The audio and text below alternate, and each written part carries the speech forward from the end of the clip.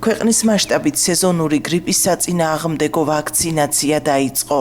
აცრა ყველა მოქალაქისთვის უფასოდ იქნება ხელმისაწვდომი. ქვეყანაში შემოსულია 200,000 დოზა ფრანგული წარმოების 4 კომპონენტიანი ვაქცინა. გორის ჯანდაცვის ცენტრის ხელმძღვანელის მარიგი უნაშვილის თქმით, აცრები განსაკუთრებით მნიშვნელოვანია ქრონიკული დაავადების მქონე ადამიანებისთვის. ვაქცინის გაკეთება შესაძლებელია სხვადასხვა სამედიცინო პუნქტებში. ვაქცინა გრიპის სეზონური გრიპის საწინააღმდეგო დაახლოებით 3,500 დოზა გვაქვს მიღებული.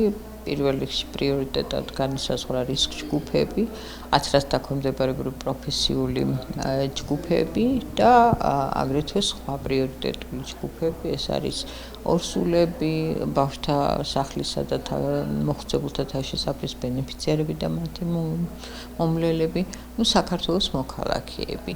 შემდეგ ალბათ უკვე პირველ რიგში ესენი აიცრებენ და შემდეგ ყველასთვის იქნება ხელმისაწვდომი. აცრა არის უფასო და შეუძლიათ გორის მასშტაბით აიცრან იმ სამედიცინო დაწესებულებებში, რომლებიც იმუნიზაციის სერვისის მიმწოდებლად გრიპის აცრებზე არიან დარეგისტრირებულები.